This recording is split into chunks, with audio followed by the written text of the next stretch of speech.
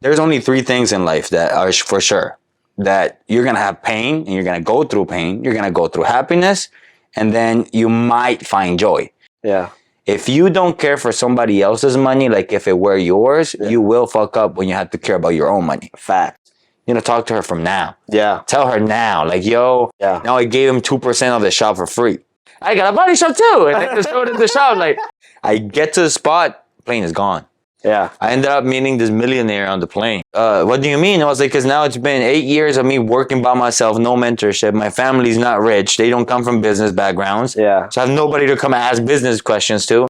If you're not honest with anybody in any relationship, business, It will blow up on you. Yeah, exactly. But saving money, send money back to El Salvador, put a gym in El Salvador. What you guys have to do is listen to my word, follow my lead, and then get your own pace. I heard that you can have anything in the world, but you can't have everything all at once. But if you are not afraid of death because you're enjoying your life, Die happy. death is not something to be scared of. Yeah. Welcome back to the Catch Up Podcast with your host, Brian Sumo Sumardi. And today we have a special guest for you, Salvador Vega, owner of Fox Auto Body Shop. And hey guys, so I'm Salvador Vega. I'm the owner of Fox Auto Services in Glen Burnie. We do insurance work and all that type of stuff when it has to do with cars, but I'm actually here with Brian to talk more about the consulting side of my firm, what I actually was able to build my company to become what it is now. You're going to be hearing a lot of things we're going to be talking about in regards to sacrifices and things that you do to become better. So if you guys want to check us out, it's good. Check our profiles and hope you like the interview. Boom. Let's get right into it. Are you like trying to gear your podcast into like a whole different level? That I don't start know. like inviting more people and like doing an actual like Production, like a studio? Uh-huh. Maybe. Because at first, this was for fun. Because like I just wanted to teach people and like... Yeah, share your knowledge type deal. Right. So, I mean, I don't know. If it gets to that point where I'm Joe Rogan, hell yeah. Bro, I'm telling you, because the thing is that I realized that I don't see podcasts myself. The only one I really see is Joe Rogan's. Right. Because I love how he does his own podcast. Okay. But I've realized that like in this area, at least in the DMV, you don't have anybody doing that podcast other than people like in Baltimore. But they just do it for like drugs and alcohol and stuff like that. Not really business oriented. Right. So I'm like, if we could really... We'll see, because it's just a matter of meeting people. Like when I went to Miami this last time, I met this. It's fun how it happened. Yeah. I ended up meeting this millionaire on the plane. He was sitting next to me. He's the owner of Lancaster Foods. They have like a humongous That sounds familiar. logistic. Like they Tyson's food? not like they actually. He buys all the strawberries and stuff from Miami, and he actually what is it? ¿Cómo se dice eso? He distributes through the whole East Coast from Miami all the way to Delaware. Oh, shit. Like he sells them to Food Lion, Giant, Safeway, all of them. He's the one who, like, there's the big truck who dumps all the food that they're selling in. And just randomly sat next to you on the plane. And the plane that they left me, like, yo, this is a funny story. So my friend in Miami, he had a birthday, right? So he invited me to the birthday. Yeah. So he bought me like a two-way ticket to go to his birthday. It was like $400. I was like, man, so I'm going for free. Yeah. Like, got to the airport, like, the plane that was supposed to leave at 6:30. I got there at 6. Yeah. Went through everything, and I'm like, no, I got there like 5:50. I still have like 20 minutes. Let me sit down and have a beer. Yeah. Sat down to have the beer. I stood up like 10 minutes before a flight goes out. I was like, okay. I didn't hear nobody say last call, nothing. So we're still good. People are still boarding. I get to the spot, plane is gone. Oh. Plane's gone. You missed your flight. I missed my flight. After I missed my flight with Spirit, then I came and I was like, yo, what should I do this? You got to run back out there and try to find another ticket. Went back to the Spirit desk and they told me, no, there's no more flights until July 1st, 2 days later. And I was like, shit. And I started Googling, it said Southwest. So I ran to Southwest and I bought a ticket at the moment right there, like for 8 p.m. the same day. Okay. Through Southwest, it was like $400 just to go. Okay. But then the other half was covered because you're coming back. Coming back through Spirit. So I was like, okay, at least. And then I got that, and then that ticket, it was funny. I got into a plane. There was no seating, like, it was wherever you wanted to sit, wherever you had space to sit. Right. I was one of the last ones to go in, so I had to kind of take that spot. There was between this white guy, the middle spot, nobody, and then another guy, like, with headphones on. Okay. Then I sat down there, started talking to a white guy. That white guy I was talking to at the end, because he was like, yeah, we should meet in Miami, this and this and that. He said, like, oh, yeah, I have a company named Lancaster Foods in Jessup.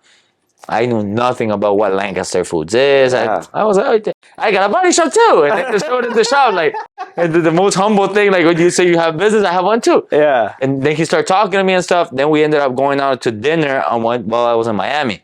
When I went out to dinner with him, I saw like his presentation was totally different than when we met in the plane. Full suit or something. No, he actually like had a haircut. He had like a Louis Vuitton shirt. Like he was looking fly. I was like, okay, he ain't talking shit about his business. We kept talking and stuff. He invited me this Tuesday to go. I go there, yo. That's literally $1 million business. Like his net worth is 62 million himself. His business, just the building, is worth 45 million, and he sold it 3 years ago for 32 million to Cisco. And now Cisco bought 40% of his Lancaster company. And then within the next 4 years, Cisco is supposed to buy the other 60% so he can retire. So he's already a millionaire. They've been having this company since 1986. Okay. So he's been blowing it for a minute. And then I've been talking to him. I was like, yo, he tells me, like, it seems like you're going to be really successful because you're smarter than me. Yeah. I stare at him. I'm like, bro, you're a millionaire. Like, what you're talking about? And he was like, no, but if I started the way you guys are starting now, the younger, I would have made way more money than I'm doing now. Yeah. And he's kind of, because I told him in the plane, the main thing I told him was like, yo, I'm looking for a mentor. Yeah. He was like, what do you mean? I was like, because now it's been 8 years of me working by myself, no mentorship. My family's not rich. They don't come from business backgrounds. Yeah. So I have nobody to come ask business questions to. Right. I tell him, everybody that's my peers at my level, more so here in Maryland and DC, when you talk to them about business, they envy you more than what they want to help you. Right. They want to take everything they can from you, but they don't want to give you any advice or anything. They're just like, you're doing good, man. You're doing good, man. Yeah, keep it up. You're rich, man. Keep it up. Keep it up. You're rich, man. And I'm like, bro, that's not what we're doing here. Right. We're trying to talk human to human. Yeah. But with him, and he was like, yeah, I can tell you. He started giving me like advices of the mistakes he made. And I told him, I was like, yo, I don't need you to give me money. I just need you to tell me all the mistakes you made so I don't make them. Right. And then he started laughing. I was like, okay, I like how you think. When I came, yo, his building, you're talking about, if you Google Lancaster Foods, he literally has, I'm saying maybe 3 acres, and they're talking about a whole production line of more of 1,000 employees. He has 19 18-wheelers and 26 box trucks that are just feeding the whole East Coast with food. And he also buys the food. Yeah. He gets people to chop it up at his place and make this little. Have you seen the ones you buy at Giant that already have like the small cut pineapples, the strawberries, all that stuff? So he does them himself and he sells them already made. So he buys the fruit, he pieces it out, puts all that shit together. He sells the food as a whole, and he sells the food already cut to the same place. A food line orders regular fruits and vegetables and already pre-cut fruits and vegetables from him. I thought the store did that. Okay. Wow. He's telling me, he was like, I'm dipping in like 4 different places because I'm doing the logistics, I'm doing the warehousing, I'm doing the delivering, I'm doing the wholesale purchase, I'm cutting the fruits, I'm doing the, what's it called, when you actually bag the product, but it's not bag, it's like cut. So he's like bagging it up type deal, making it presentable, and I'm selling that as a retail business. Yeah. And I was like, yo, what the fuck? And we would be walking around, and I love his culture though. What do you mean? He showed me, where's my phone? I don't know what the fuck I threw my phone. Somewhere. No. No? It must have slid in somewhere. Am I here? But here. His wall. He has a wall. Everybody that worked for him for 15 years gets a shirt. Like, I like his mentality because he's like, it's just a shirt, but what matters to them is the culture that he builds. Look at that. All those people is the people who's been working in them the year they got signed. That's his 86. Oh, so that's like a Hall of Fame. Yeah, every time somebody gets hired and works for more than 15 years, he puts the shirt with the year that he got hired. And when you retire with the company, you get the shirt. That's so smart. I like that. It's super smart. Like, yeah. And it makes your people feel so valued because they walk in the door and they see their name on the wall. Like, that's me. And all the new guys who are coming in that don't have a shirt, they make them want to work towards getting a shirt. Oh, okay. So 15 years. Then you get the shirt on the wall. And when you retire, they take it off the wall. They give you the one in the wall, and they put another one in another Hall of Fame of the people who's retired so you can stay there forever. Oh, that is a fucking gem. That guy is smart. Like in that hall, he has more. Like he's like, yeah, I keep going with the building. I just keep filling it up with shirts. Yeah. And then when people be retiring, I take them off the wall. I put a new one on, and they give them the shirt on the wall. Like the owner signs it. Yeah. The person signs it, and then it gives you the shirt, and then you retire. You're good to go. I like that. Yo, That's the one thing I would love to have if I had like an actual brick and mortar. Like if I had like a whole group of employees, and then if I had my own building. Yeah, that's smart. Yeah. And when I was talking to him, I was like, yo, because I kept telling him, I was like, yo, my goal, I told him, is not more so the money, because he tells me that he was like, yo, money comes and goes. Yeah. And I was like, yeah, at my age, it's hard to understand that, but I get what you're trying to say. I tell him, Right. So you're a millionaire. You can say that. Yeah. Because to you, money comes and goes. But for us, if it goes, it's hard for us to realize that it's gonna come back. Like that giving out money is easy, but being secure that it's gonna come back at the moment you're giving it out, that's hard. Like you gotta really build that mentality of every bill I pay is gonna come back triple. But you have to have that mentality, because I don't. Sometimes I pay a bill and You're like, oh shit. crossing fingers, like trying to get in business. I'm like, just pay 10 grand for this. I need to find 10 grand somewhere, instead of just calming down and realizing that's how the business works. You gotta pay this, and that's just gonna work itself, and it's gonna come back. But it's like, that's what he told me, and I was like, yeah, but I told him we gotta build a culture for that. Right. It's not like at my place. It's like right now my partner, the guy who used to work as Protus, he used to like just sort stuff out. I taught him how to become a painter, how to become a manager. Now he's my painter. After 3 years of him working with me, because he built the shop with me. Yeah. Now I gave him 2% of the shop for free. Okay. There's about 2% ownership of the shop for free. Nice. And then he's gonna work with the profits that his 2% makes. He's gonna be paying off until he gets to 5%. Once he gets to 5%, then he's 5% owner, and then he keeps that profit just to himself. He's 24 years old right now, so he already got a juice on his hands if he keeps running. Wow. Yeah, they told him that. I was like, yo, keep it in mind. And now that he just crushed the 3 years of working with me, I'm thinking about taking him with me to New Jersey to see a game, the Manchester United versus Arsenal game. Okay. I was like, a congratulations for getting there. Yeah.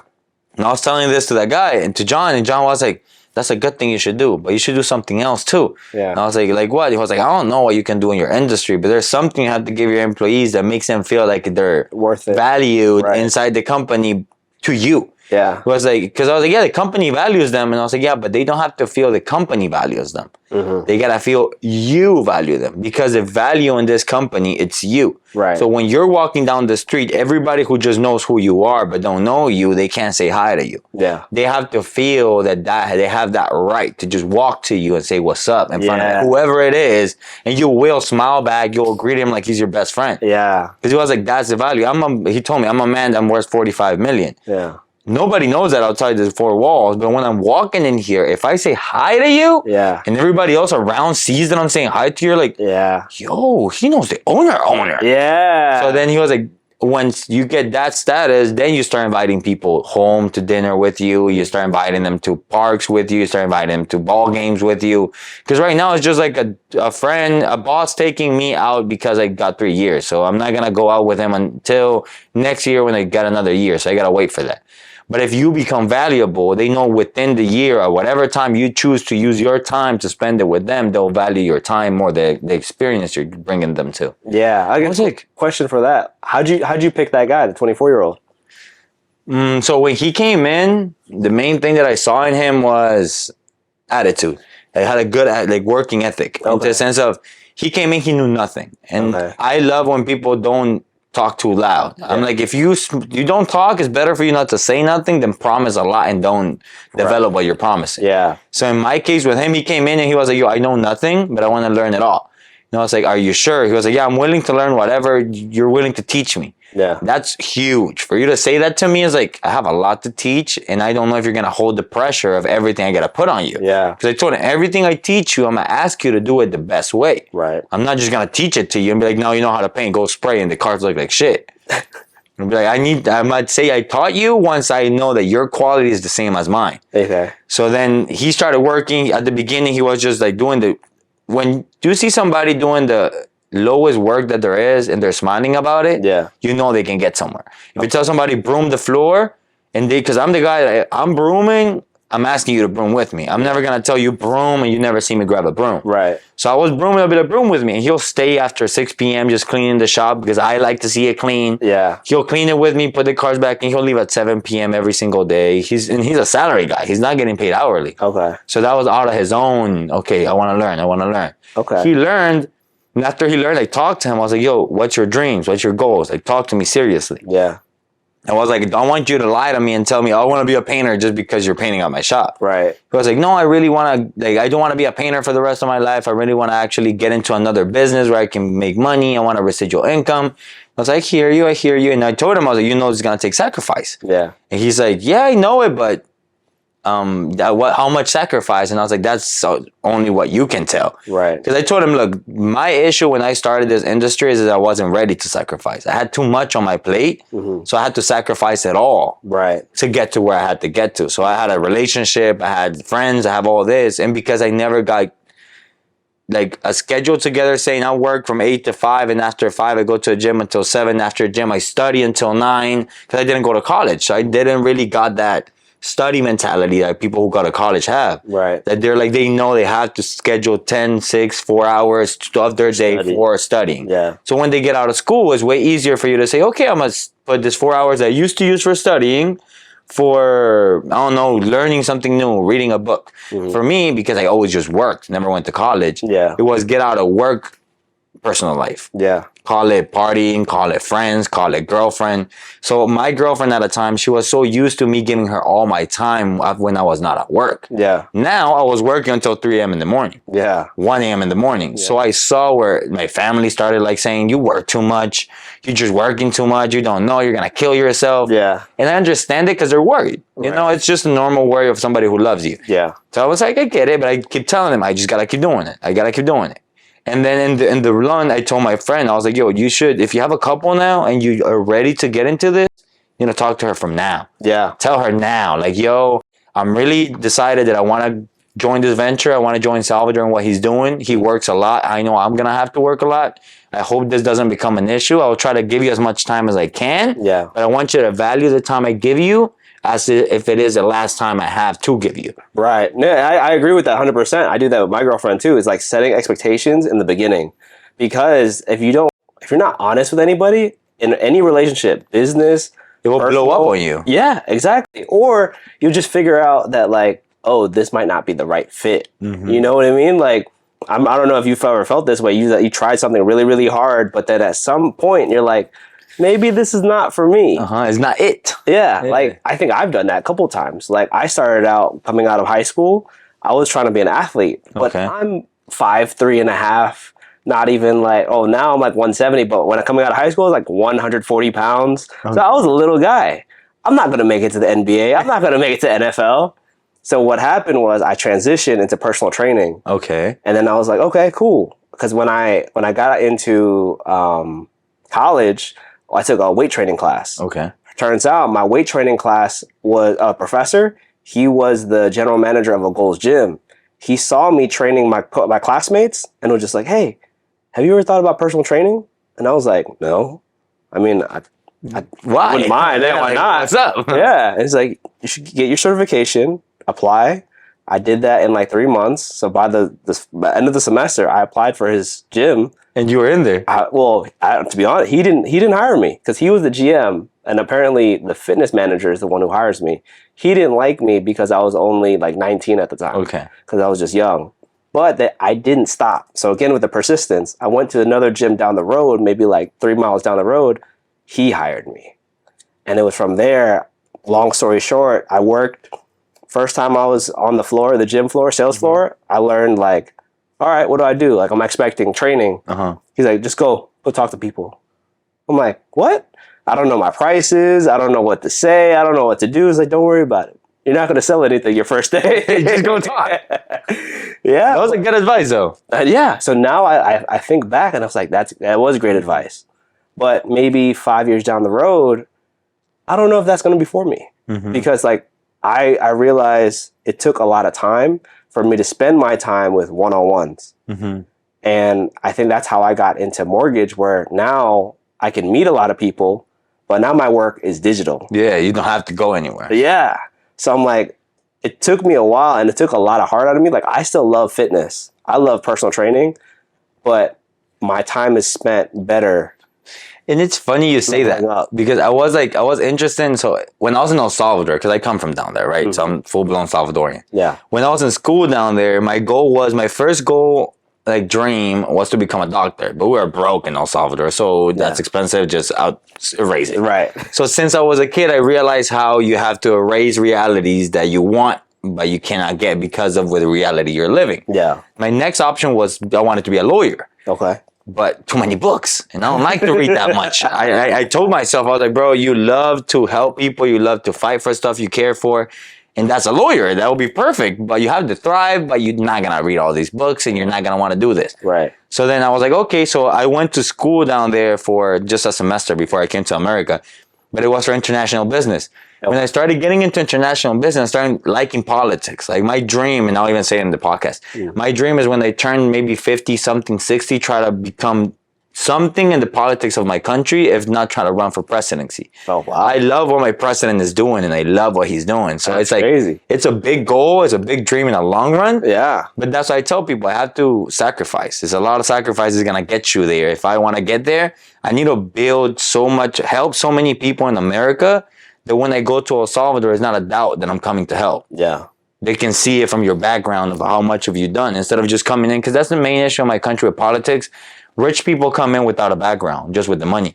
So then people elect them, and when they get to the place where they have to do a difference or make a difference, they don't know how to make a difference. They just know how to make money. Right. And in the politics, if you know how to make money, you're just keeping the money, if you want to put it that way. Yeah. You're not helping others, just helping yourself. Right. But going back to the doctor situation, I wanted to have a gym. That was my goal. When I came to America, I wanted to have a gym. That was my goal. But saving money, send money back to El Salvador, put a gym in El Salvador. I started working in construction. I did not like it. That thing was not for me. Drywall was not my friend. Yeah. Not like it. My first day was sucked. Because they made me, it's funny because it's like how many times you have to fall for you to realize it takes out of you to grow. Right. I was so lazy that I got to the house, right, where I have to put drywall. Yeah. And they told me, grab this drywall sheets and put them onto the second floor. Yeah. Smart. I tried to pick one up, and that joint was wiggly. I didn't know what to do with it. How do I go up the stairs? I saw everybody else just racking them up and walking up 2 at a time. Yeah. So, I'm going to be smarter than them. I cut the drywall in half and started taking halves upstairs. Just half of the sheet and the other half. And I was fast. I did it like 4 times. Yeah. The manager came and looked at me. It's not manager. The foreman came and looked at me. I was like, what the fuck are you doing? I was like, putting drywall to the second floor. That's what you told me to do. I was like, there's a rule that we have to put the whole sheet into place. You can't put half and then... And I was like, yeah, but everything goes bolted on. You can't just bolt half of it and then bolt the other half right next to it and that's it. Yeah. And then you put something in the middle and that's it. It's one whole layer. Yeah. He looked at me and I was like, America doesn't run how you want to run it. We have rules here. And the rule that I have in my company is that we have to do it this way. So we can't change it because you want to. Oh. And I looked at him and I was like, yeah, you're right. He made me pay for those drywalls. The four things that I lost, that broke in half, made me pay for them. And then I had to keep doing it his way. I did not like drywall. Right. Then I got the opportunity to start working at a body shop, just brooming the shop. Okay. Brooming at a Latino shop. Yeah. Which I tell a lot of people is really hard for a newcomer from our countries.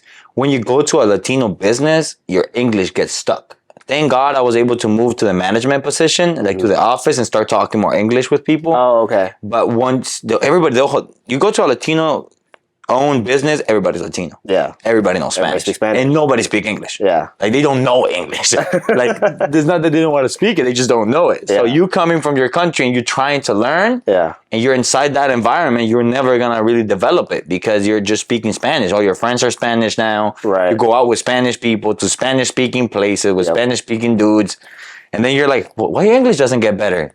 You don't talk. Yeah. You don't talk, it's not gonna get better. Yeah. I have to just like compliment you on that, just because like learning more and more about you every time we talk, I'm so amazed at everything. Just because like you said, from your English, because like you know the stuff that to us is very obvious. Yeah. But for the I'm gonna say like the average normal person doesn't know. Like just it's like for fitness. In order for you to get stronger, you have to keep lifting weights. For you to speak better English, you have to keep speaking English. Yeah. But then people get so comfortable, like, with their what they're brought up. Yeah. Like, because if your parents speak Spanish the whole time, you're going to speak Spanish. And then if you're around other Spanish people, you're going to speak Spanish. And then you go to a restaurant and you pretend. I tell this to a lot of the young kids that I work with. Yeah. They're full-blown Latinos. I was like, you came from El Salvador to the States. Yeah. Now you got to realize you're in the States. Right. So the main language here, it's English. Just because America wanted to accept us and tell their Americans to learn Spanish doesn't mean they're telling us not to learn English. Yeah. Isn't that Latinos take it the wrong way? Like they come in and they're like, yeah, but everybody speaks Spanish. Why would I have to learn? Yeah. And then they get mad when they go to a building that they don't speak. They have no Spanish speaking people. They'd be like, why do you guys don't speak Latinos? Like, why are there no Latinos here? Yeah. You're like, yo, they should be mad. You don't know the language. Now you should be mad. They don't have a Latino speaking in there. Right. So I tell my guys, I was like, speak English as much as you can. Because I tell them, I was like, I know that a lot of people is getting used to speaking Spanish. Yeah. But I was like, yo, you're literally knowing you have a disadvantage over everybody else because you don't speak the language. Yeah. And you're literally...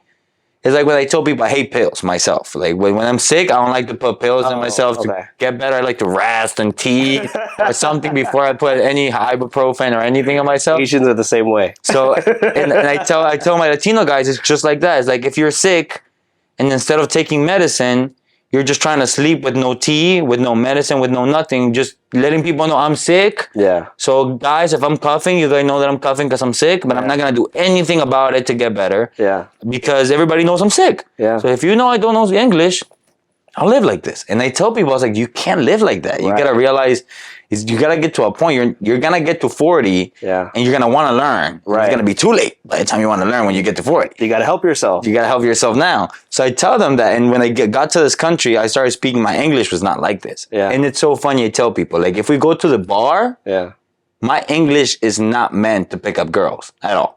My English is meant for business purposes fully because that's where I developed it. Or my English on the business world because I was a manager and I worked for 8 years in a row. Yeah. Different shops, different sizes, different people. Yeah. All English. But I never really took time to go to clubs, to party, because I sacrificed that for the business, for the Thrive. At that moment, I didn't even know I was going to have a business. Yeah. I wanted to work for myself, but I never knew I was going to have a business. All I knew is, and I'll say this to everyone. Yeah.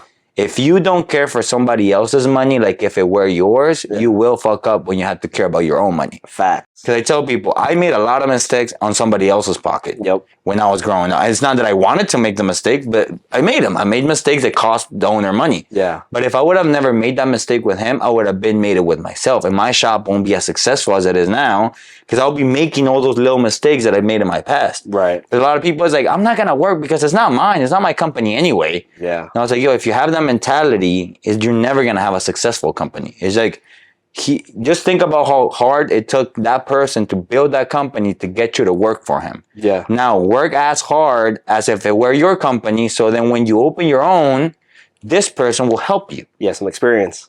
You got experience. Instead of just, I'm going to wait until, like, I know a lot of people, let's say the fitness world. Yeah. They do lift weights on their own the whole time. And then they jump to personal training at once. Yeah. I'm like, you skip the gym. Yeah. You skip the gym. Why you skip the gym? And they were like, no, because I don't want to work for somebody else. I don't want schedules. They pay too little. Yeah. And I'm like, I know they pay too little, but you would have learned how to price. Yep. You would have learned how to market. You would have learned how to get negotiations. You would have learned how to one-on-one works. And you would have realized if that's what you want. Yep. Because if you jump to your own, now you paid for your certifications.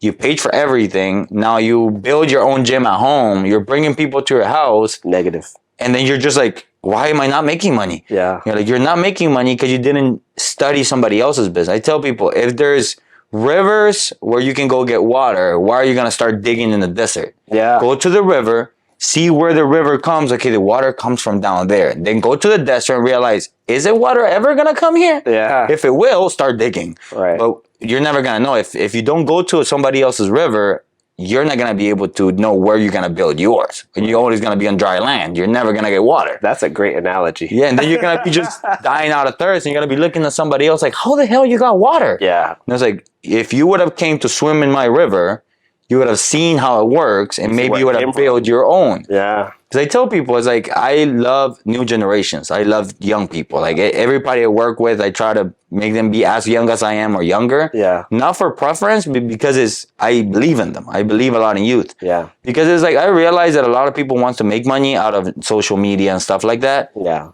But I tell everybody, with AI coming in, if you don't know how to trade, and trade, I don't mean necessarily fixing cars, painting cars, doing drywall, but a trade could be negotiation like we do, like conversations. Yeah. Like this podcast, if it doesn't make money, is built for helping others. Right. Which social media really is for that. It's for exposing your thoughts socially, not build money. Now we learn how to build money out of it. Yeah. But money will come by itself. So I tell people, it's like, if you have a trade and you're good in social media, then you can actually get rich, because you can expose your trade in social media. But if you want to just go to social media with no trade, then you will make money, but how long is it going to last? Because they will follow you until they realize you're empty. Yeah. You're just full of words. Like, you don't have anything backing up all your words. They sound great. They go amazing. And if I put them in practice, it works for me. But why don't I see you growing? You're going to get to a point where you're going to get stuck. And all your followers are going to be like, let me follow this other dude that it's higher than him. I'm done with him now. Yeah. And you're just going to be rejected. But if you have a trade, like you have a trade, you know what you're doing. Right. Your audience can follow you for the trade you have, not only because you do podcasts. Yeah. But your podcast is valuable because they're like, okay, I know how Brian thinks. I know what he does. I know how long he's been doing it. So whoever he puts in his podcast is not just a random dude he found in the street and just sat him there. Yeah. It has his mentality. They think alike. So I'm going to learn something that I don't learn from Brian, from this other dude, through Brian. Yeah. I mean, to be honest, like, I still go to the gym. There's a gym downstairs. And it's funny to me, like, I have one of my buddies who also lives in the building. We work out together. Still to this day, even though I'm not a personal trainer anymore. You're training. Well, I do train, but then people come up to me. It's like, hey, just yesterday, so a guy came up to both of us, was like, can I train with you guys sometime? Like, I want to learn some things. He's like a 22-year-old kid. Is like, oh, I just kind of just started trying to get back into things, and you guys look like you guys know what you're doing. But it's like exactly what you said, because we have the muscles. We look like we know what we're doing in the gym, and they're like, someone's gonna ask you. I heard this saying, if you're telling people that you're good at something, like you fixing up cars, that's one thing. But then once someone tells you, like, wow, you did a great job on that car, now you know you're amazing. And that's probably the moment. That should be like a light bulb in your head that says, like, oh, I can make money from this. Because if someone else is noticing it without you having to say it, then it's because you're doing something right. You're doing something great. Because I feel like, here's the thing that I learned about the DMV. People have a hard time giving compliments, normally. Genuine compliments, But if someone just says it out loud, then you know you're doing something right. Because it's like, and that's what we were talking before even the podcast. It's just like, it's not, I don't want to say the DMV, because there's a lot of people that are amazing in the DMV. Right. But based on personal experience when it comes to business, and more so youth. Like, I've realized that it's getting better, and the next generations are not going to have to go through what we went through. 100%. But when I was younger, I was a 22-year-old manager of a Caliber Collision. Okay. So just think about it. Manager, 22-year-old. Under the manager, you got estimators, they're all older than me. Body techs, that they're all older than me. Front desk people, that they're all older than me.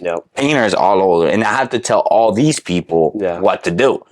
So I had to come into like a friendly point, into the sense of, okay, I'm your boss, but I'm your friend.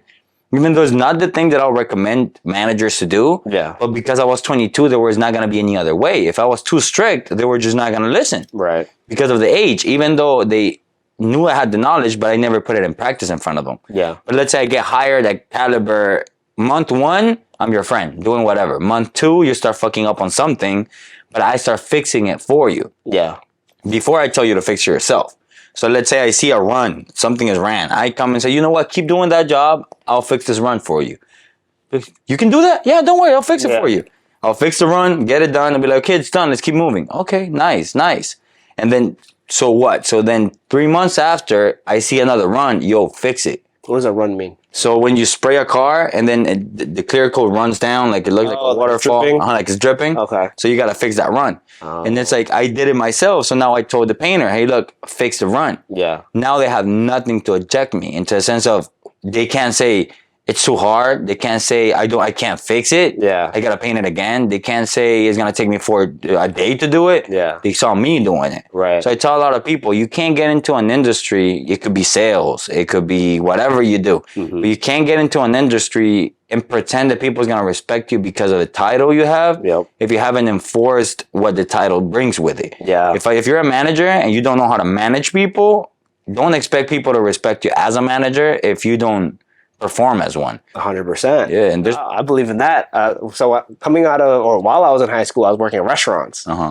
I started working cashier. I was working for like a company called Noodles Company, fast food. I think you I've went heard over it. there. Yeah. So I think by the time I started when I was 16, like almost 17. By the time I was 18, same thing. Kind of like what you saw with that 22-year-old.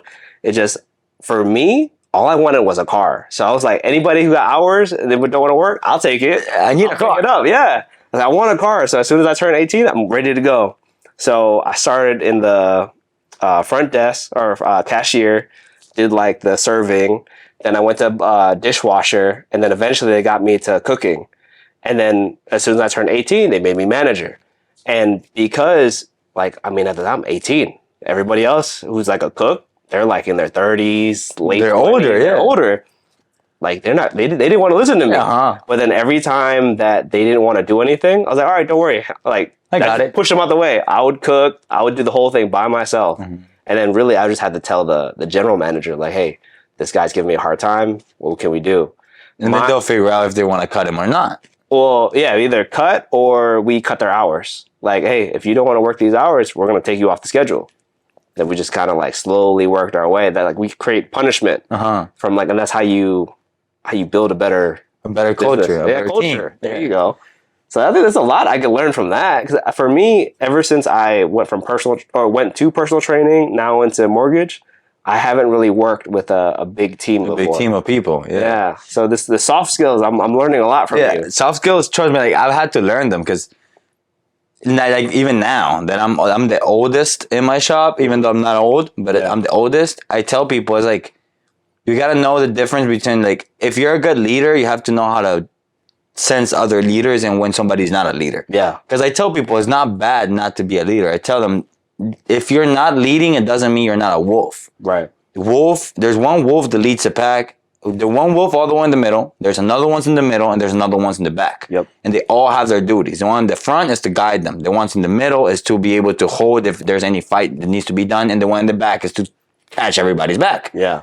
So just because you're in the back doesn't mean you're worthless. What I realize there's a lot of people who don't see this. They think that you have to be in the front to be valued. Yeah. And it's like no, the whole structure, the whole chain is valuable. I tell them it's like if one link in a Cuban link breaks, the whole thing is worthless. Right. You can have all of them perfect, and you have one that tears off. You can't put the chain anymore; it's broken. So I tell them that it's like a gear, it's like a car. One piece doesn't work, everything else is gonna start breaking down. So I tell them, I was like, yo, in my team is like, yo, I'm the owner, and I'm the one who does managing and marketing and everything. But what you guys have to do is listen to my word, follow my lead, and then get your own pace. I tell them, I'm gonna come and teach you how I do it. But that doesn't mean that's the only way that can be done. It's like, if you find the easiest way to do it, show it to me. If we're good on it, roll on your own. Because I tell them, I was like, yo, I know you're not gonna work for me forever. You're 22 years old. I'm not that type of person who's, if you do, bro, we're gonna be rich together. Yeah. If you don't, it's still okay. Yeah. You can still get rich somewhere else. But I tell them, I was like, I'm gonna at least give you all the structure that me as an owner will love to see in you. So when you go somewhere else, you can be the best out of them. Yep. And they're like, yeah, because you want to tell them that I got built here in Fox. And I was like, no, I just want to have the peace of mind that I taught you right. Yeah. Because that's the main issue. Right now in my industry, it's so sad though, but the average body man is 50 years old. Average. That's the average age of a body man. The average age of a painter is 45. Okay. That's high. Like this people is retiring with nobody else coming into the market because no new kids, they don't want to paint cars. Right. They don't want to do body work. There's only one school in Maryland that does it, and it's Cat North down in Baltimore. Okay. That's the only trade school that teaches you how to do body work and paint. That's it. One in the whole state. Wow. Now, I just partner with them, and I'm getting kids from there. I go there every 15 days, and I give a class in Spanish because they have a lot of Spanish-speaking kids that they don't graduate because they give up. Yeah. The language is too hard, and then they give up on it. So what I do is I go and I teach them in Spanish to kind of tell them, yo, just finish this. There's opportunity. As soon as you're done with school, there's going to be opportunities for you out there. Right. But I've realized that with these new kids, yo, if you hire an older person, they're stuck. They're sometimes they're stubborn and they have bad traits. Yeah. Like, for example, at my shop, stuff that other body shops don't do. At my shop, when we prep a car for paint, we take the whole piece apart. That's what you should do. You should take handles off, belt moldings off, you're going to paint a door. Okay. But most shops, small shops or shops that's the size as mine, they normally tape those type of stuff. So they don't have to take them off because it's cost effective with time. Right. Which doesn't give you quality, but that's a whole nother topic. Yeah. Once you jump into, we'd finish prepping the car. Once it's finished from prep, we take all the cars outside and we wash the parts with a power washer and we dry them. Every single part that's going into a paint shop, wash it. Or just the door? Anything. Like if let's say if a car and we're painting a door, the quarter panel and the handle, we wash the whole car and then we wash the handle, we dry the whole thing and then it goes to paint shop. Normally other body shops, they just pull it out, they blow dry it. Yeah. And then they just wash the piece where they're going to be working on. So they'll get a wet rag and rag down the door and the quarter and rag down the handle and put it inside the booth. My culture is I want you to clean the car because the best way for you to realize if something's wrong is while you're cleaning it because you got to dry the whole car before it goes into the booth. When you get an older person, they're used to not doing that because no other body shops do it. So when you tell them, hey, yo, whenever we take a car, I'll broom this area, wash the car, they look at you like, wash the car. Yeah. Don't wash it. That's not the procedure. Don't worry about it. Because I'm younger than them. So they think they know more. Yeah. So I'll be like, no, we're going to wash the car because that's a procedure I've put in the shop. Yeah. They'll be like, no, but you're doing extra steps. It's more work. And they start complaining about it. Yeah. And then when you see those complaints in newer kids, they're like, they're complaining. So we rather not do it. In my shop, it doesn't happen because I'm the leader. So the kids follow me. So when I say do it, they know the guy who's wrong is the new guy, not the owner. Yeah. But other shops, other cultures, other businesses, if the owner doesn't build a culture, if you get a bad apple, it will rot the whole tree. But most people tell me like, yeah, but why do you hire these people? I was like, yo, because just because you're old doesn't mean you cannot learn. Yeah. I've had some older guys work for me that they learned. They actually killed some of their bad traits, like unorganized. There's people who are just throwing stuff all over the place. Yeah. Like they're fixing a car and you see all their tools all over the floor. Like they're a kid playing with Legos, literally. And then with this guy, we'll be like, yo, pick him up. Yeah. Pick him up. I'll pick him up for him and put him on his car. I'll be like, yo, pick him up. Yeah. He'll be like, don't worry, I'll pick him up when I'm done. And I was like, yo, but I'm telling you, one day you're going to stand up from here. You're going to leave. We're going to run a car over your tool and you're going to go wild. Yeah. And then he was like, really? I was like, yeah, that's literally what's going to happen. And I was like, don't worry about it. I'll always pick it up. Indeed, it happened. Yeah. And these tools, I'm telling you, I've bought tools. It's $500 for a gun. A set of sockets is like $300. Yep. So I tell him, I was like, yo, you don't want this to happen. It happened to him. And then he came mad at me, telling me, yo, that kid ran over my tool. I was like, where was it? He was like, I was working on it. I was like, what car are you working on? That one. Where was the tool? Yeah. There. And I was like, okay. So is it his fault or is it your fault? Yeah. He's like, but he should have seen it. I was like, you should have never, if you were talking about shoulds, you should have never left it there. Right. And he's like, but it's expensive. And I was like, yeah, you knew that. Yeah. You knew that. I knew that. That's why I pick up your tools. Yeah. He looked at me. He was like, okay. If that's it, he was mad, of course. Like, if that's how you want to do it, it's okay. It's okay. I'm not going to borrow nobody my tools. Okay. For like a month, he locked his toolbox every day. The new kids could not use his tools because he was mad as hell. Oh, okay. I was like, okay, it's fine. It's fine. I have my shop. I give them $25 credit with the Snap-on truck so they can buy tools. Right. So I pay the Snap-on guy $25 every month so they can buy up to $250 of tools. And it just gets paid like finance over time. Yeah. So then I told the kid, I was like, yo, just go to Harbor Freight, buy cheap ones on your own money, and I give you $25 for you to buy the expensive ones with this guy. Yeah. I was like, okay. After like a month, I came back to the older guy and I was like, yo, have you lost any tools? He was like, no, why? I'm just wondering, has anybody run any of your tools? He was like, no, they're all in the box. Yeah. Like, that's where they should be, right?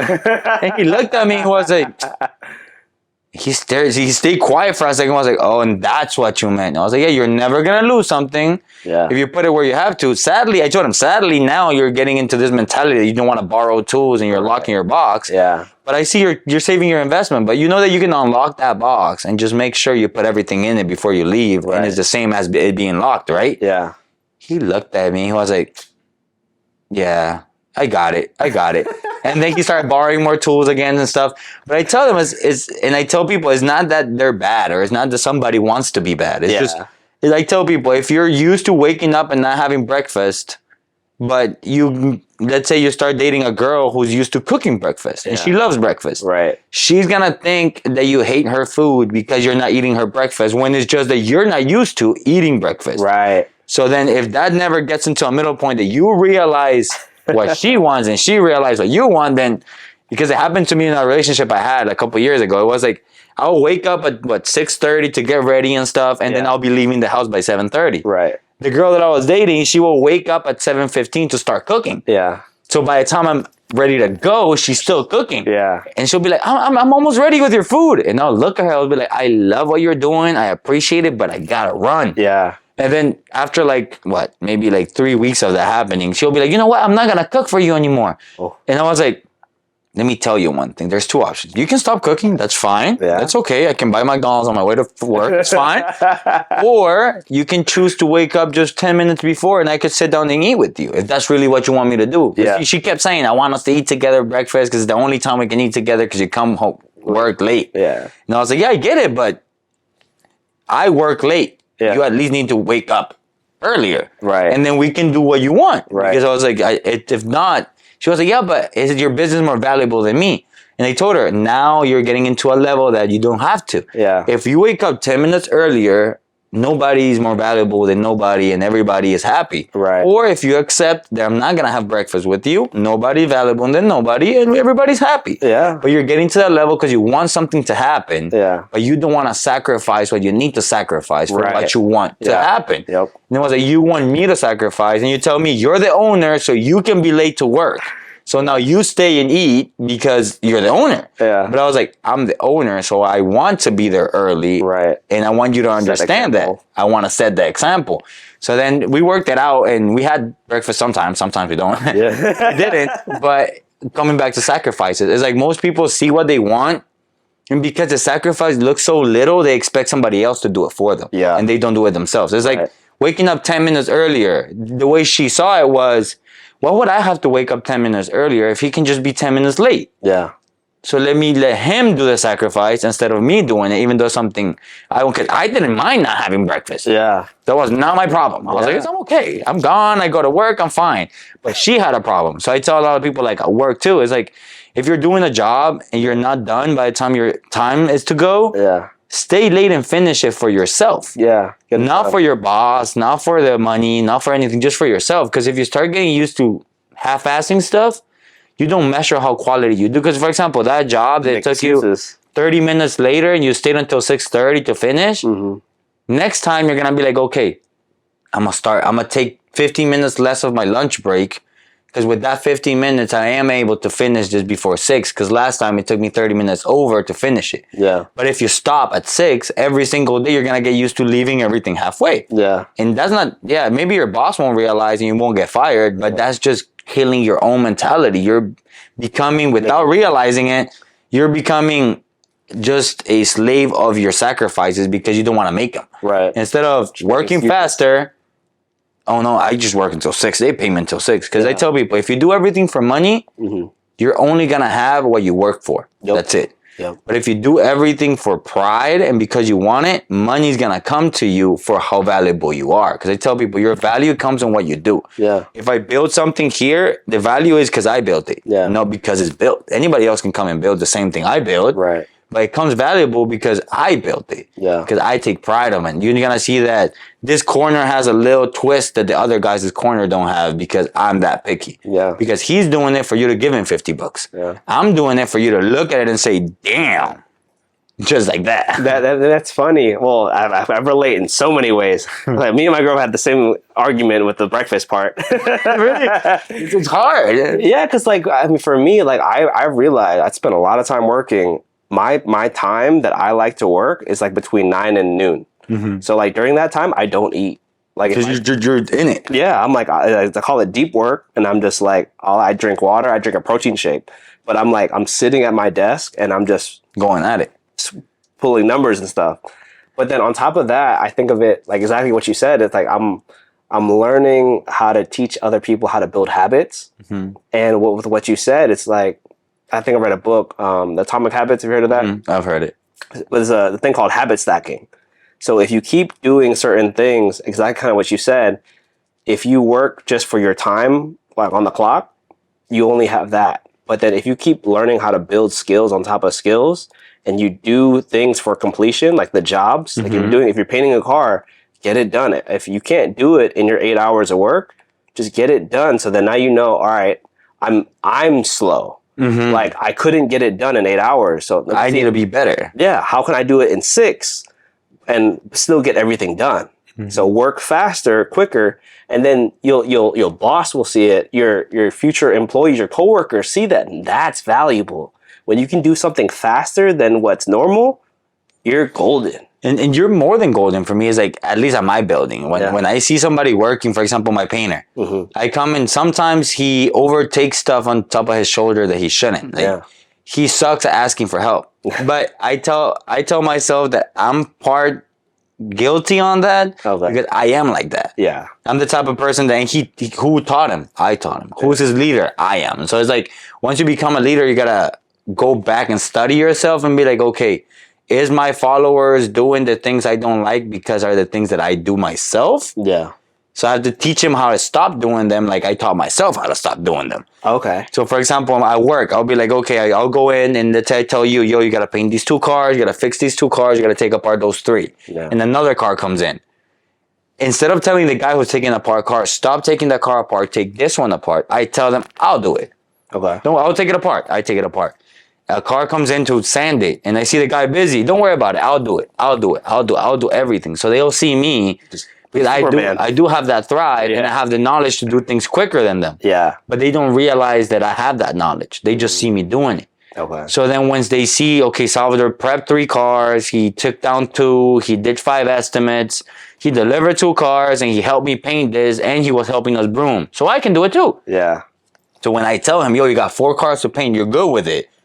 Yeah, of course I'm good with it. Because he's like, if Salvador has done it, then I can do it too. Yeah. Which, yes, you can. But you got to know how long it took me to get to do it at that speed. And I be telling them, because I trained him for 3 years now. And they tell everybody there, I was like, your 3 years are on top of my 8. Yeah. So I've had 8 years of learning everything I've taught you, on top of the 3 years we have together learning new things. Right. So I told them, I was like, yo, you got to know that. I was like, if you see Salvador can do it, step back, think, and say, okay, can I do it? Yeah. Like, can I do it? Because I tell them, just don't promise me something. But he comes and tells me, I don't want to come and let you down. I want to come and tell you I can't do it because you're going to tell me that you'll do it. Yeah. And I don't feel good when that happens. He's like, which I love that he says that, but I don't feel good. It comes at, I'll be like, yeah, I can only paint 3 cars. What's going to be your answer? And he caught me off guard there because my answer, and I told him my answer was going to be, let this one prepped, I'll paint it after you leave. That was going to be my answer for the 4th car. Oh, okay. You paint 3, let the 4th one out because I'll spray it when you're gone. Oh, okay. And he's like, okay, I don't want that. I want to be able to spray all the cars myself and you not have to come into my workplace to do my job. Right. And I looked at him and I was like, you know what? Let's leave that 4th car for tomorrow then. Okay. He looked at me and was like, no, because now we're off time. He's like, now we're off production. Like now everything's going to get backed up. And I was like, yeah, it might or it might not, but we're still at 10 a.m. in the morning. You can still try to get it done. Just don't kill yourself over it. And he was like, what do you mean? I was like, if you know I could do it and you know you can do it, Yeah. it's possible. So it might get done. Right. But I don't want you to be thinking that you have to do it because you might fuck up the jobs that you were not supposed to. Like you have 3 cars that you can do 100% perfect. Okay. Beautiful, gorgeous. Yeah. But if you're rushing these 3 cars to get that 4th one out, Yeah. you're going to make mistakes in this 3. And now we're going to have to redo one of these 3, but you got the 4th one out. Right. So I was like, as long as you do these 3 100%, jump onto the 4th one. But if something's stopping you on this one, don't half-ass it just to prove me that you got that done. Because at the end of the day, you'll walk out here mad as hell. Right. You'll walk out like, fuck, I gotta repaint that car tomorrow. Damn. Instead of saying the whole day went well, and tomorrow I just gotta do the extra car I didn't get to do. So do you have like a checklist? Yeah, Like, I have a board. okay. So I do like a whiteboard and I do an inventory list. So the inventory list, we do it every morning with the front desk people. Yeah. Then we print that out. We give that to the manager so they see what cars are in the shop. Yeah. And then I go over with each one of the managers to tell them, hey, look, well, I used to do this every single day. Like, hey, look, I need you to do this, this, this. To plan their days. Now, after 2 years, we got to a point that I just go ask the question, what have you planned for today? And So now like- they're making their own plan and I just approve it. So each manager or each like painter? So like the painter, so the paint department has a manager, not manager, but a head painter. Let's call it that way. Okay. Like lead. The body, lead painter, and then the body department has the lead body man. Okay. So it's like, okay, go to the body guy and be like, hey, yo, what's your plan for today? He's like, yeah, I want to fix that car, that car, that car, and he's gonna take care of this, this, this, this. I'm like, okay, so stop that, do this instead, or if everything is fine, go. Yeah. Because I tell them, I want you guys to be able to build yourselves. And I tell them, it's not because I don't want to be at the shop, because I love being at the shop. I don't mind being in here. But it's because if I'm in here, nobody's out there getting us more work. Right. So I was like, if I can make sure you guys are okay in here, I can go out there to get us more work. Because I told them, I was like, yo, every time you don't see me at the shop and it's between 8 and 6, I'm working. Yeah. Even if I'm not at the shop, I'm working. I'm meeting with somebody about work. I'm talking to people about work. I'm doing marketing about work. Like, I tell them, this is my grind. Yeah. I tell them, if I signed a 10-year lease, Yeah.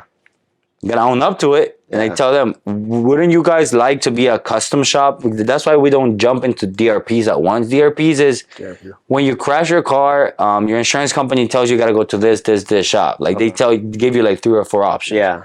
Those are DRPs. They're direct repair program shops for each insurance company. Got it. I tell them, I don't want to become a DRP. Not because I don't know how to handle the business, because I can fix anybody's insurance card right now without being a DRP. Yeah. But it's because as me not being a DRP, I don't owe nobody nothing but my customer. So Allstate is not going to come and tell me, put that bumper on because we say so. Oh, because you're my DRP. Something. Yeah. Yeah. Sometimes it's like a cheaper part, so they want to save a couple bucks, or get this used part from Pennsylvania because it's cheaper and just get it and make it work. Yeah. Because they tell the shops, make it work. It's not a matter of it. If it doesn't fit, you send them pictures and sometimes they're like, yo, it's the right part, so make it work. Yeah. But if you're not a DRP, because if you're a DRP and you complain, then you have a red flag and your volume reduces. Oh. You're complaining too much. Right. But if you're not a DRP like me, I can come and tell you, hey, Brian, look, this light, I don't know. I don't like how it fits. Yeah. You'll be like, come here and look at it. You'll look at it and be like, I don't like it either. And I'll tell you, call your insurance and complain. I'll call them and complain as well. Yeah. And I have no fear to doing so because they don't feed me. Right. My clients, my community, my people is the one who feed me, not the insurance company. I love that. So now I can fight for the people and not for because I've been, like I said, I run Calibers. Calibers got the Allstate program. Yeah. I run Gerber. Gerber has a USAA program. Okay. I've run NASCAR, Diamond, different shops that they all are built based on their DRPs. Trust me, they're making money. Yeah. It's not about the money.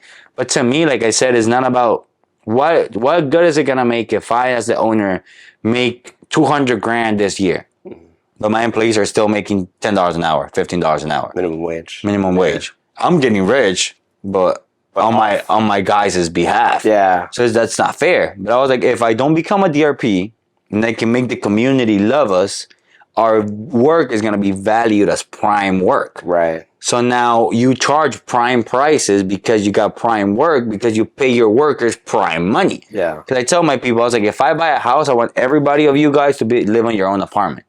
If I get a Range Rover, I want everybody to have a Honda at least. Yeah. Brand new. If I buy 3 properties, I want you guys to be at your first property. Like, I want you guys to grow, and it's not going to be the same scale because I'm scaling in a different level, but I want you guys to scale with me without having to do the thinking I'm doing. You're still going to be fixing cars at the shop, and I'll come to you and be like, okay, it's been 2 years. Say, because I do financial advising. So I'll be like, save.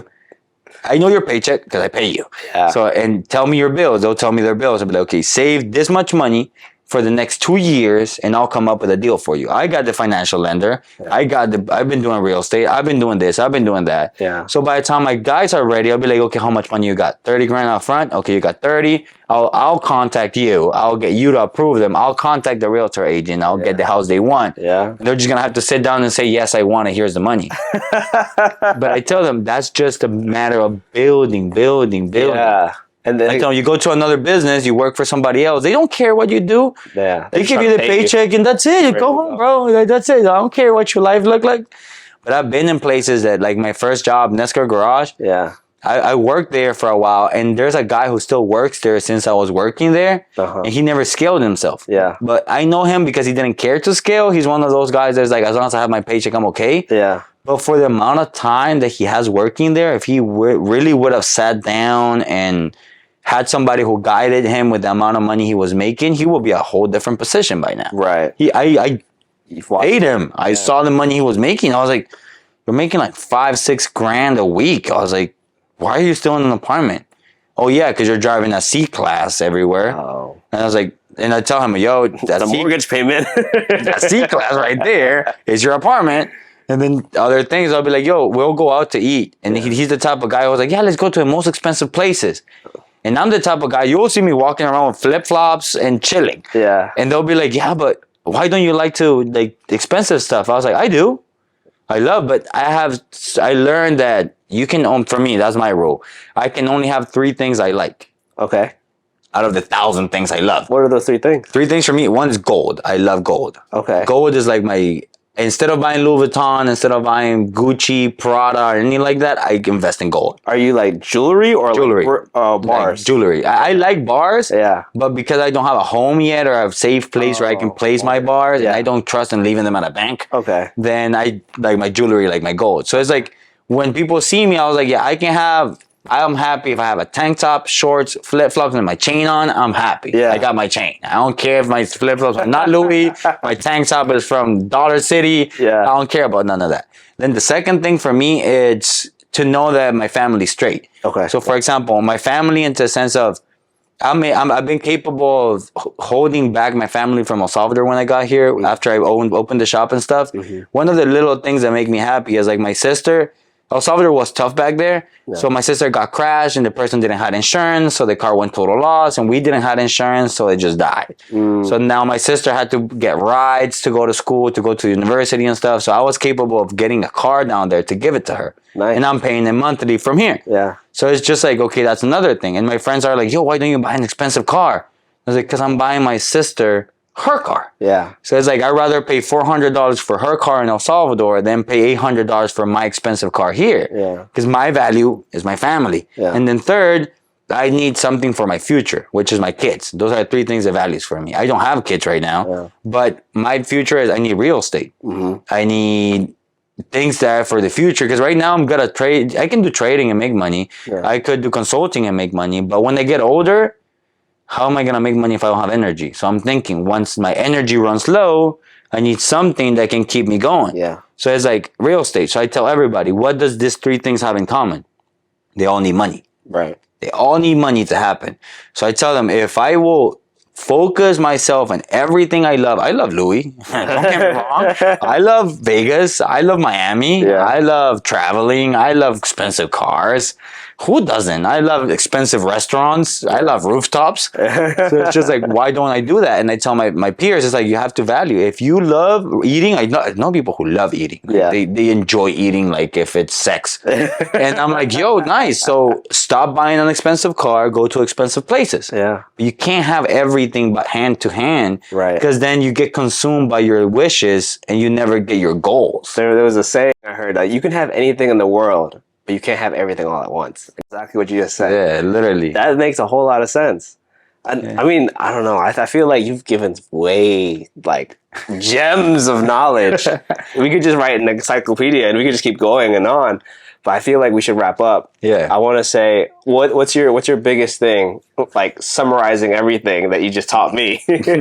What's one thing that you need everybody to know? Like you could teach everybody. If I could teach everybody something, will be. Let me think, because I have a lot in my head, but let me summarize on what we've been talking about, which is sacrifices. If I have to teach somebody about, I'll say first, get your values right. Values and morals. Okay. Those are the first things that's going to hold you through any sacrifice, because they're going to be sacrifices. How do you figure that out? That's what I can't teach. That's the hard part. Yeah. Values and morals are, the way that I figure it out for my life is, and that might be hard for some people, but I'll say what worked for me, is like, look at your parents. And look at the failures that you have in your family that you could solve if you were them. So my plan is I look at my dad and it's like, okay, look at my dad and he's not financially literate at all. He spends his money really bad. So I learned that. I was like, okay, the thing that took my dad to failure was financial literacy. Okay.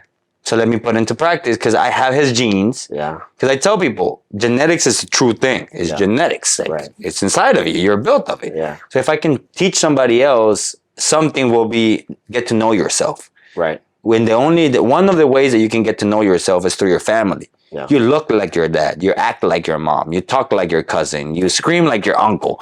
Like, so if you see their lives, study them. You have so many people in front of you that make a lot of mistakes because everybody could have been millionaires. Like my dad could have been a millionaire. Yeah. My mom could have been a millionaire, right. But they weren't. So think, why weren't they? Yeah. And if you see their bad traits, most of the times you'll see them in yourself. Yeah.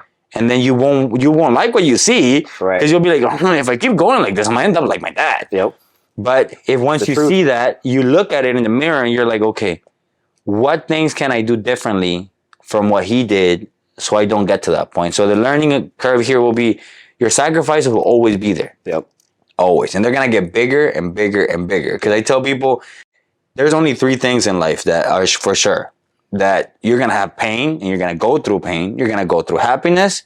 And then you might find joy. Yeah. So I tell them when you're going through pain, the only thing that holds you back from giving up is your morals and your dedication because you want to become happy. Yeah. And while you're happy, the only thing that holds you to your dedication, because when you're happy, you'd want to stop everything. When you conquer a milestone, people is like, okay, I got here. Now I deserve a year vacation.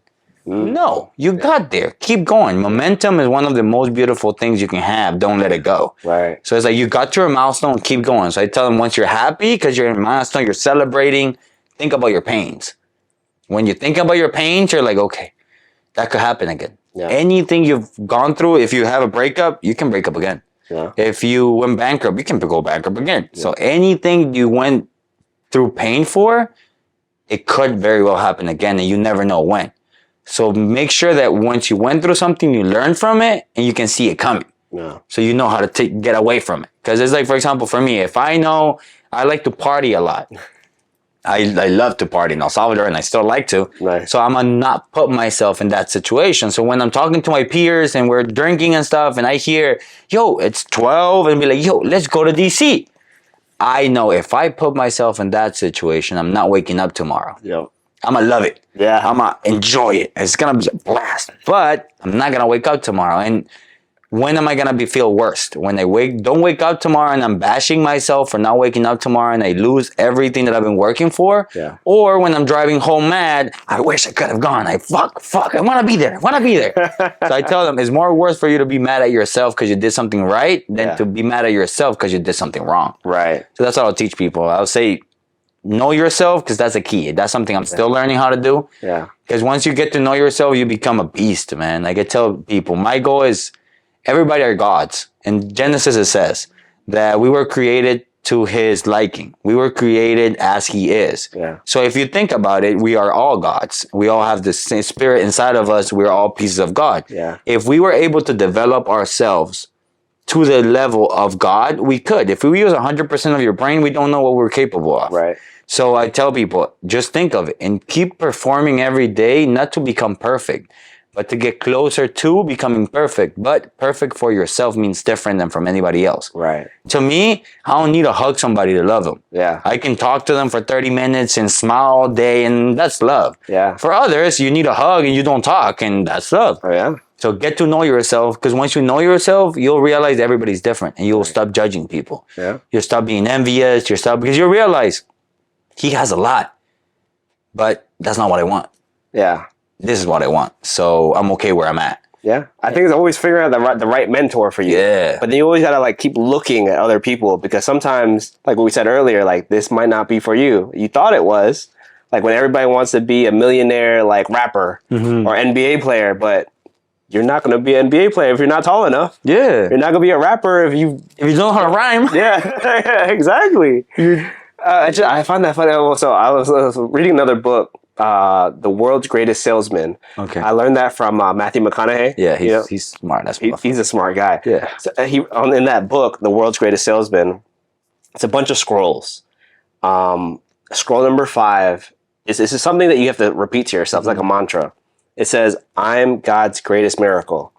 And when I read that, from what you just said from the Genesis, I was like, to me, I feel like me personally, I don't have the best self-esteem of myself, but by me saying that phrase, I feel amazing. And I just think that one connection between you and I, where we feel, if you can imagine we can be the same as a God, and then for me just saying it, like reminding yourself in your head, that can get you to that next level. Because I think most people just don't believe in themselves. Yeah, and it's hard. Trust me, for me to get to the level that I believe in myself now, it took me a lot, because I didn't believe in myself before. Yeah. And I tell people, one thing that I tell with this God situation is like, because a lot of people is like, okay, if God is one, why don't we all look alike? And I'll be like, have you ever read mythology, Greek mythology? Yeah. You know there's a God for the sun. Yeah. There's a God, but you know they're all different. Yeah. The God for the sun is white. Blonde is like this. Zeus is like that. Yeah. Hercules is like this. And you keep going down and forth. And it's like, if you actually look at it, all these are stories, just like the Bible. The Bible is the stories of a great man who did great things and tried to become God. And that's how he taught you all the mistakes he made through the Bible. Yeah. It's just a book. If you want to put it more in that, you can, depending on your religion. But for me, it's a book who teaches me of a man. And the things this man did, the way he did it, and the outcomes that he had, and I can learn from them. And then mythology, I'm like, okay, can you imagine that back in the day, these gods were actual people? Somebody that somebody considered that's so smart, and knows everything about the rain. Why? Maybe because he knew himself and he knew how to see if the wind was blowing certain ways because it was going to rain. Yeah. Or maybe it's Hercules, who's just super strong. You just met someone who's super strong and dedicated their whole life to being strong. And then they started thinking he's the God of strength. Yeah. But why? Because he made himself that. I tell people, you can't be the God of the sun, of the earth, of the land, of the water. You can't be 5 gods in one. Yeah. Each god has his own thing. Hades only controls hell. Yeah. And then even hell is full of dead people. You got Ares controlling dead. Yeah. So it's like each one has their own niche. So you have to find your niche and then trust that you're good where you're good. Like, don't want to be somebody else. Like, for example, if I'm amazing entrepreneur talking, you can admire me for how I talk, but you don't know how much I admire you for your dedication that you have on your time plan. Yeah. So you could be the God of the time, and I can be the God of the tongue. Yeah. So each one has their own. So I feel like people don't see themselves so great at what they do. Yeah. To put enough pride. They always think like, I'm good at this, but it's not enough because he's good at that. Yeah. But it's like, if you know I'm good at this and I can become perfect at this, then I'm valued way more than anybody else at this. That gives me the value that nobody else has. Are you an anime fan? Yes. Yeah? Yeah, big time.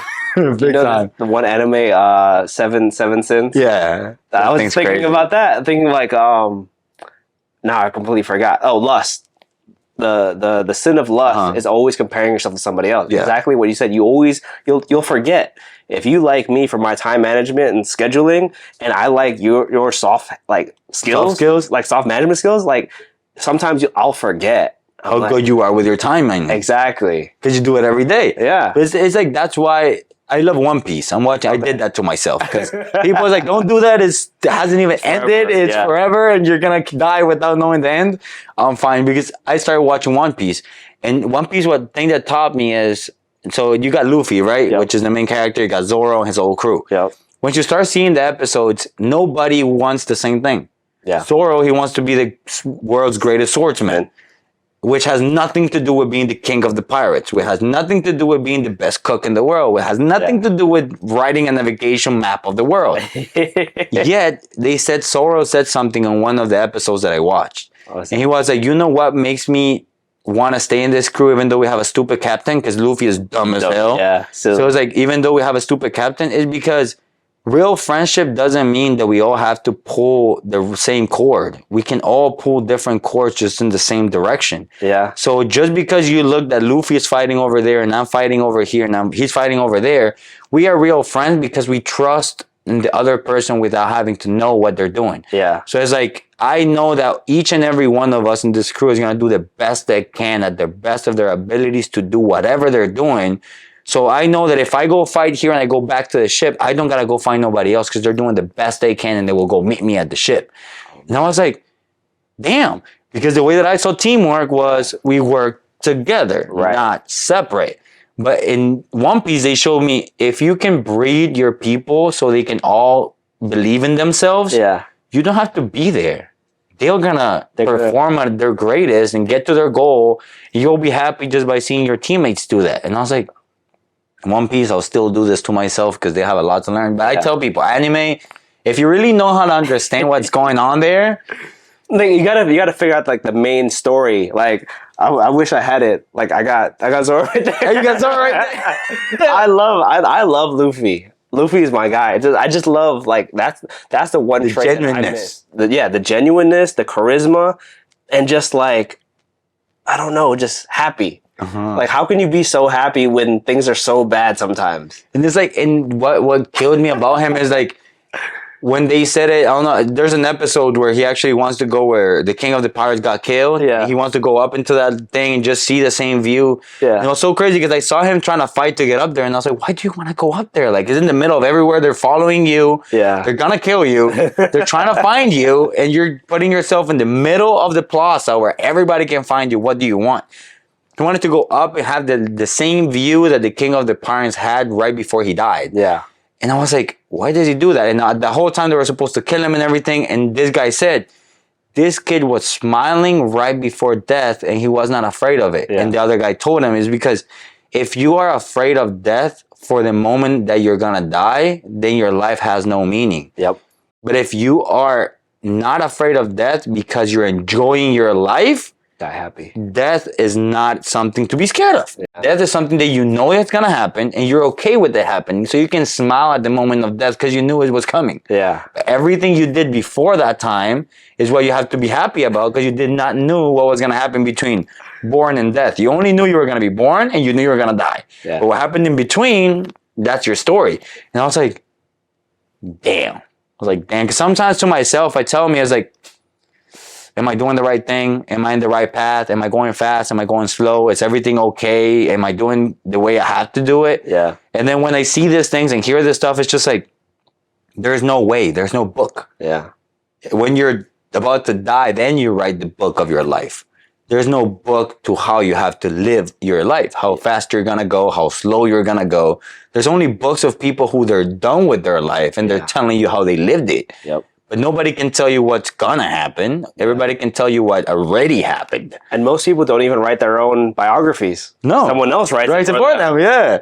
So it's just like, if I started telling myself, stop worrying so much about what you're doing now and just do it as best as you can so you can get to where you want to get to in the future. Because it's just like, if you worry because I used to worry a lot, a lot. Going to church calmed me down a lot. Faith over fear is one of the things that I say the most of the time. I tell everybody, I don't ask God for nothing. All I ask God for is two things. To give me faith enough to not fear anything that comes my way and to put an armor of calm or peace in me so I don't lose control. Because the biggest thing that I'm more scared of is how I act when I'm out of control. When I lose, like anybody, when anybody lose control, they show the worst part of themselves. Right. So it's like, God, keep me in contempt within myself so I don't lose control, even though I'm getting 1,000 issues at the same time. Keep me cool and give me enough faith to not fear what I have to do. Yeah. For example, if you had to fire somebody, that's fear. Yeah. As an owner, that's fear. If I fire you, I just lost somebody. There's an open hole that I have to fill, and that's fear right there. But if you have faith that the right person's gonna come in, you can fire who's doing stuff wrong because your faith overcomes your fear of what's gonna happen. I could talk about that, like relationships and like times when I was younger. It's like, oh man, I gotta get a new girlfriend, blah blah blah. You're like, man, did I get the right one? Did I lose the right one? You're like, you're always thinking in your head. But oh man, that I want to end it right there. That was some perfect. gems, a lot of gems, bro. Appreciate your time, brother. Bro, I like talking to you anyway.